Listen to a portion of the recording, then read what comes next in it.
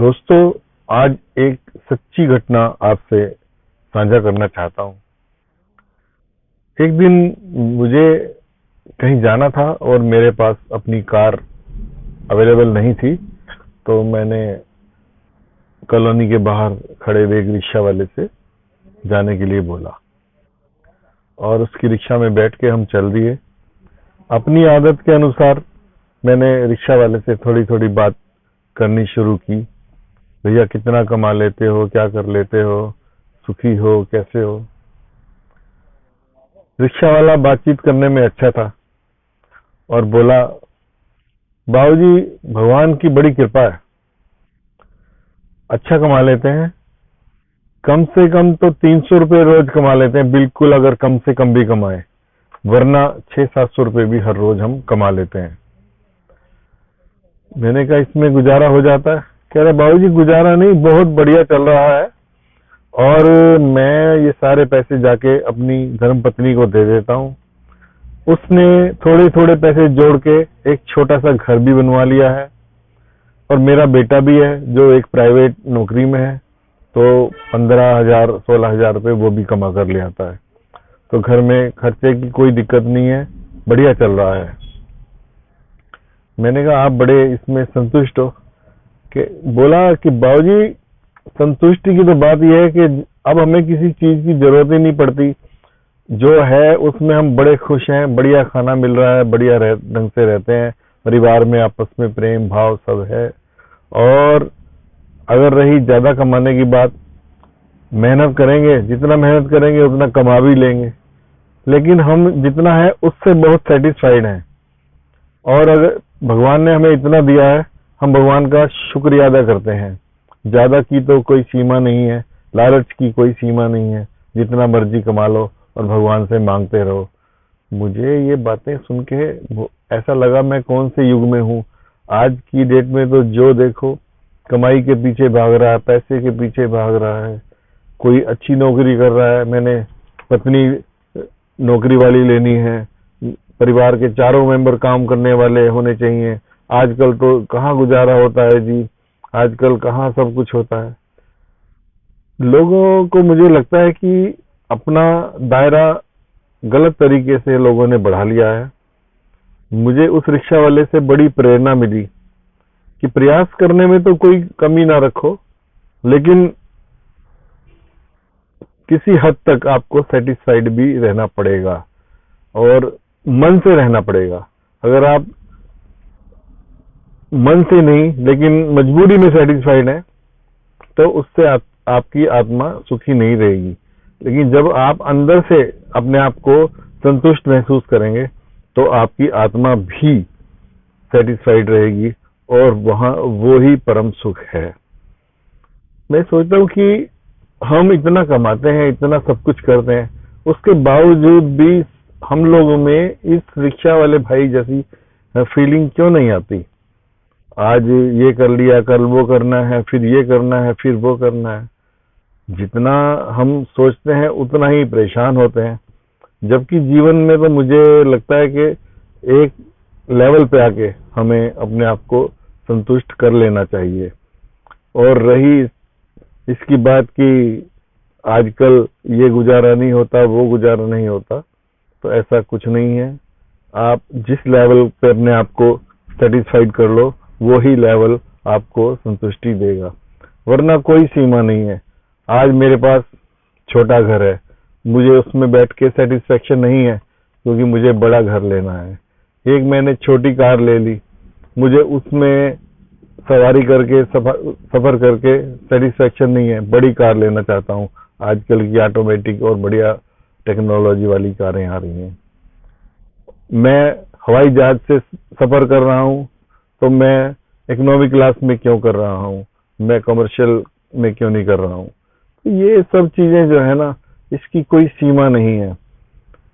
इन चीजों से अगर हम अपने आप को बचा लेंगे, तो मुझे लगता है कि परम सुख वही है जहां हमारा सेटिस्फेक्शन लेवल है। और कभी तो हमें अपने आप को रोक लेना चाहिए।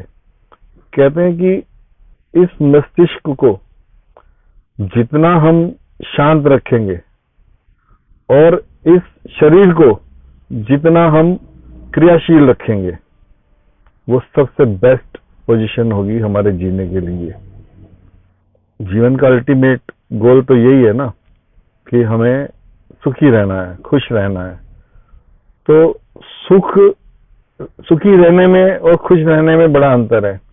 सुखी तो ये है कि आपके पास जरूरी सारी सुख सुविधाएं हैं, लग्जरीज हैं, तो आप सुखी हैं क्योंकि आपको हर तरह की सुविधा उपलब्ध है। लेकिन उन सुविधाओं के साथ आप खुश भी हैं क्या? खुश आप तभी होंगे जब आपने अपने मन को टिका रखा होगा, तभी आप उन सुविधाओं का आनंद लेते रहेंगे। जैसे हम कहीं खाना खा रहे हैं, हमारी थाली में एक सब्जी आ गई, दूसरी आ गई, फिर भी दूसरे के उस पर नजर हमारी थाली पे ये नहीं है, हम उसकी थाली में ये क्यों है, वो ये खाना खाते हैं, हम ये खाना खाते हैं। इस तरह की अगर हम सोच रखते और जिए जाएंगे तो मुझे नहीं लगता कि हम सुख को प्राप्त कर पाएंगे। तो इसलिए अल्टीमेट हमारा गोल यही होना चाहिए, टू बी हैप्पी। कैसे हैप्पी रहें?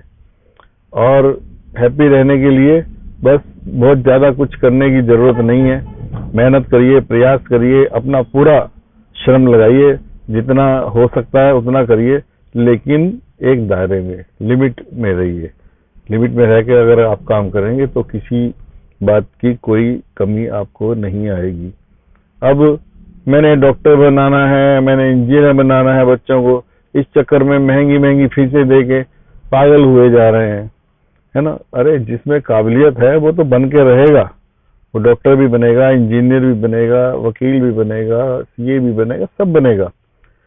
आप इतना क्यों परेशान हो रहे हैं? ठीक है, आप देख के बेस्ट से बेस्ट स्कूल में करने की कोशिश कीजिए। बेस्ट का मतलब ये नहीं होता जिसकी फीस आपकी पहुंच से बाहर है या बहुत ज्यादा फीस दे रहे हैं तो वो बेस्ट स्कूल है। आप अच्छे स्कूल में पढ़ाइए, बच्चों को अच्छे संस्कार वाले स्कूलों में पढ़ाइए और घर में अच्छे संस्कार दीजिए। तो यही हम खुद भी सीखेंगे, बच्चों को भी सिखाएंगे, तो हम भी खुश रहेंगे और बच्चे भी खुश रहेंगे। मुझे लगता है खुशी के मायने हमें दोबारा सर्च करना चाहिए कि खुशी के मायने क्या हैं। लोग खुशी रहने के लिए जगह जगह भागते हैं, आज यहाँ टूर एंड ट्रैवल पे जा रहे हैं, आज यहाँ जा रहे हैं, वो जा रहे हैं, इस प्रोग्राम में जा रहे हैं, इस पार्टी में जा रहे हैं। क्या ढूंढ रहे हैं? खुशी। और खुशी मिल नहीं रही क्योंकि वहां से आए तो फिर उसके बाद फिर नई खुशी ढूंढने लगे कि अब कहाँ जाएंगे, फिर उसके बाद फिर एक नई खुशी, अब कहाँ जाएंगे। ये सिलसिला निरंतर चलता रहेगा। इसलिए जितनी जल्दी हो सके अपने मन को हम टिका लेंगे तो हम खुश रहेंगे। ये बात मेरी आप मान के देखिए, क्योंकि इस बात को मैं मान चुका हूं और मैं बहुत लोगों से बातें करता हूं इस बारे में, और मैंने यही पाया है कि अल्टीमेट सुख कहीं ना कहीं जीवन में टिकाव लाने के बाद ही आता है। अदरवाइज तो हम भागते ही रहेंगे, सुख रह जाएगा पीछे, शरीर बीमार हो जाएगा, शरीर से भी बीमार, मस्तिष्क से भी बीमार, तो खुशी कहाँ से होगी। तो हम भगवान से उम्मीद करते हैं कि सब खुश रहें।